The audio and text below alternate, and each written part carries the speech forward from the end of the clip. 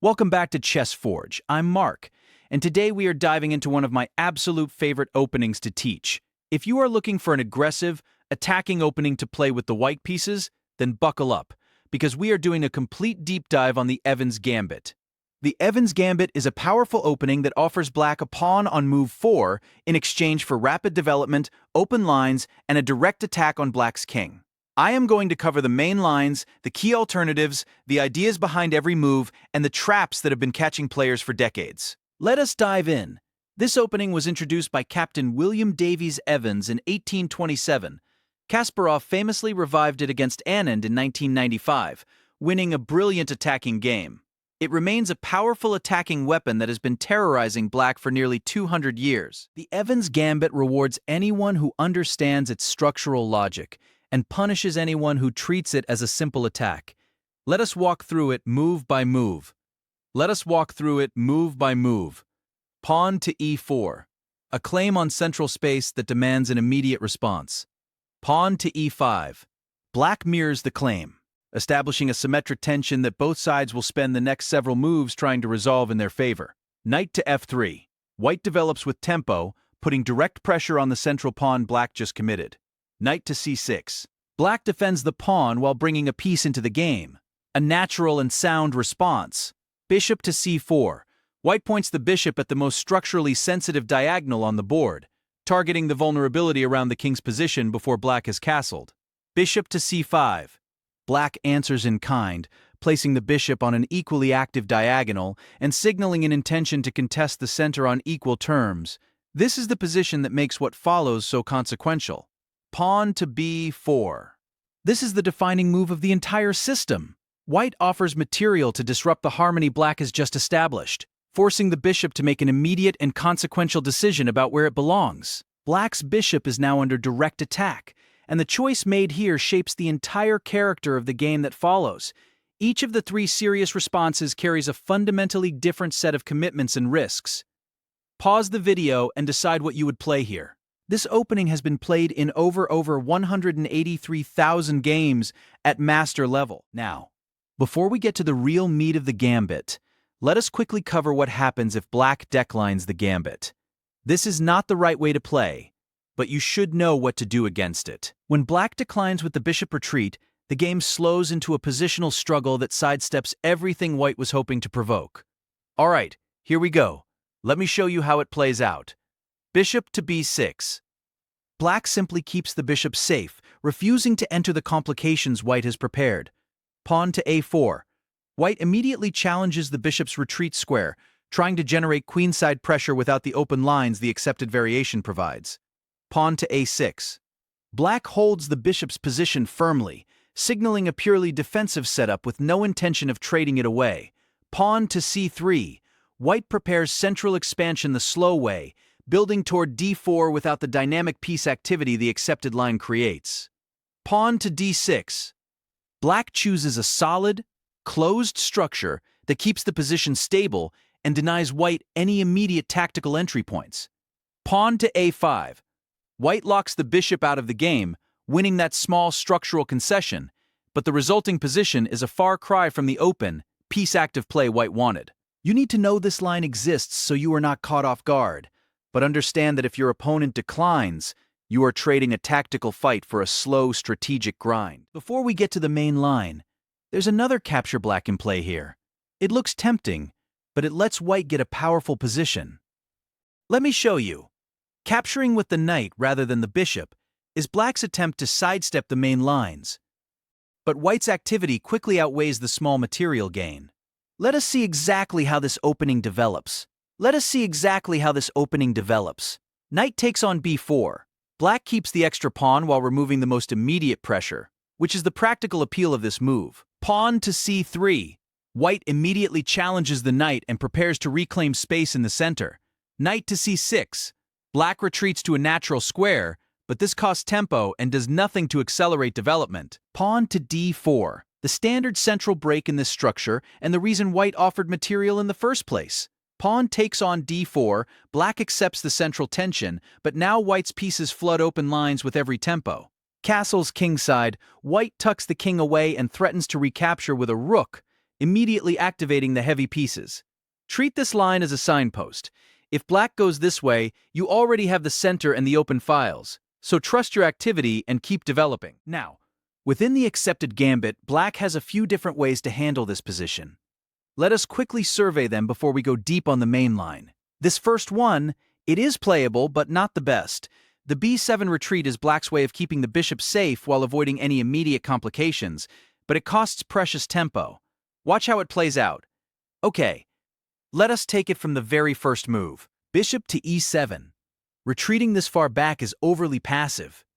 Black keeps the pawn, but the bishop contributes almost nothing from here. Pawn to d4. White seizes the center while black's bishop is misplaced and unable to challenge it. Pawn takes on d4. Black grabs more material but opens the center exactly when the bishop is poorly positioned to help. Pawn takes on d4. White recaptures and now has a strong pawn center with all pieces ready to develop into active posts. Pawn to d6.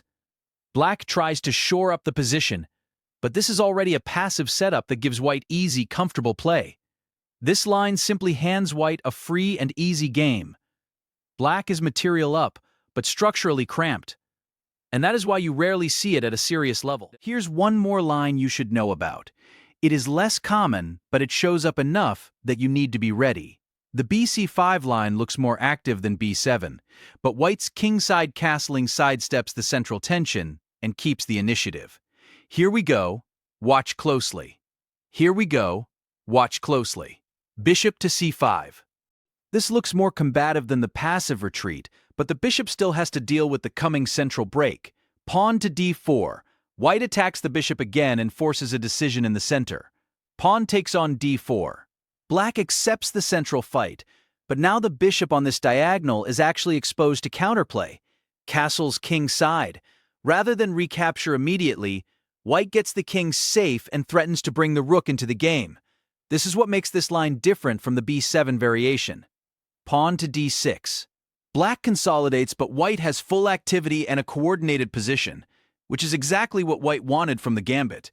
The bc5 line gives black a more active-looking bishop, but castling before recapturing shows you that white can afford to prioritize king's safety and still keep all the pressure. And now we get to the absolute main line of the Evans Gambit, the heart of this opening.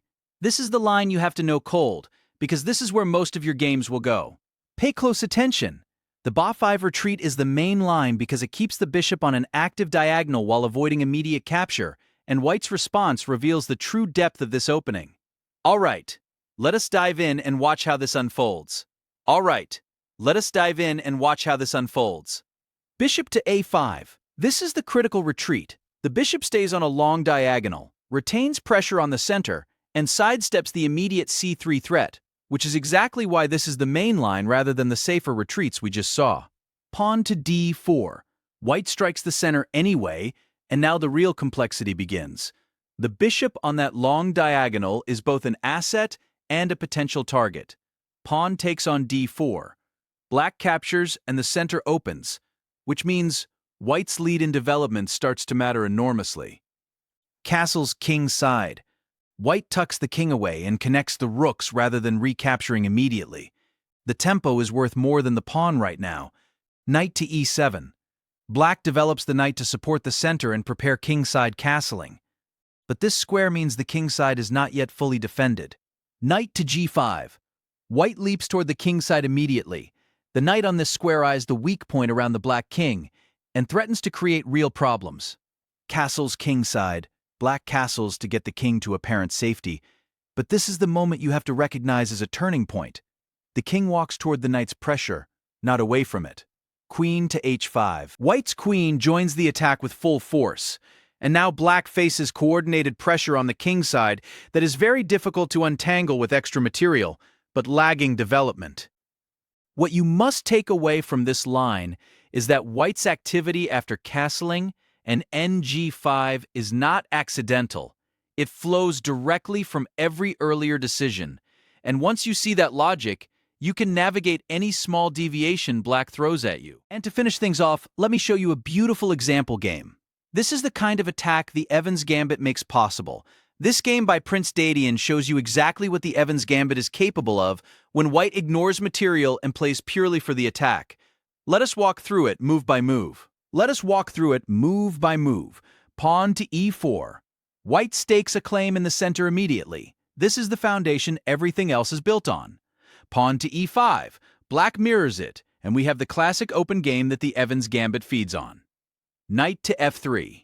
The knight comes out to pressure the center and develop with tempo. Knight to c6. Black defends naturally, and both sides are following the most principled opening moves. Bishop to c4. White eyes the most vulnerable point in black's position immediately. The Italian setup before the gambit blow. Bishop to c5. Black answers symmetrically, setting up what looks like a balanced position, but white is about to change the game entirely. Pawn to b4. Here it is. The Evans Gambit, offered with complete confidence that the activity white gains is worth more than the pawn. Bishop takes on b4. Black accepts, taking the free pawn and stepping into white's preparation. Pawn to c3. White immediately challenges the bishop while preparing to flood the center. Every tempo is being used with purpose. Bishop to a5. The bishop retreats to safety, but it is now a passenger on the queen's side while white builds a storm in the center. Pawn to d4. White opens the center with full force, and now both central pawns point like spears at black's position. Pawn takes on d4. Black captures to relieve the tension, but this only accelerates white's development. Castles, king, side. Prince Dadian gets his king to safety and connects the rooks before launching anything. This is the discipline that separates great attackers from reckless ones. Pawn to d6. Black tries to stabilize the center and give the bishop a retreat square, but the position is already difficult. Pawn takes on d4. White recaptures to restore a strong central pawn and maintain full structural control. Bishop to b6. The bishop steps back again. Black's pieces are spending the whole game running from white's pawns. Knight to c3. White develops the final minor piece with tempo, and now every single white piece is pointed at black's king. Knight to a5. Black tries to attack the bishop and generate some counterplay, but this knight on the rim is going to become a spectator. Pawn to e5. White ignores the threat entirely and advances the pawn to crack open lines toward the king. This is the moment the attack truly begins. Pawn takes on e5. Black captures, probably hoping to simplify, but this opens the f-file and gives white exactly the corridor the attack needs. Bishop takes on f7. The bishop crashes into f7. This is a classic sacrificial blow, stripping the king's cover and forcing it into the open. King takes on f7. Black has to take. Declining leaves a pawn down for nothing, but now the king is exposed in the center of the board. Knight to g5. The knight leaps in with check, driving the king further and giving white time to bring in more attackers. King to e8. The king flees back toward the center, which is the worst possible place for it to be at this point in the game. Knight to e4. The second knight joins the attack, and now two knights are aimed directly at the king with the queen ready to follow. Queen takes on d4. Black snaps off a pawn, desperate for some material compensation, but the king is fatally exposed and no amount of pawns changes that. Queen to h5. White ignores the captured pawn and launches the queen with check. The attack is running on its own momentum now. Pawn to g6. Black pushes the pawn to drive the queen away, but this only creates new weaknesses around the king. Queen to f3. The queen pivots to f3, eyeing f7 again and keeping constant pressure on black's shattered kingside. Knight to h6. Black tries to bring a defender back into the game, but it is far too late. Bishop to a3. This quiet bishop move is the most striking move of the attack. White cuts off any hope of black castling queenside and seals every escape route. Knight to c4. Black lashes out with the knight, but Dadian has already seen the finish. Queen to f7. The queen sacrifices itself on f7. You need to stop here and look at this, because it is an extraordinary decision to give away the queen, the strongest piece on the board. Knight takes on f7. Black is forced to take the queen, walking directly into the trap. Knight to f6. The knight delivers check with the bishop controlling the queenside.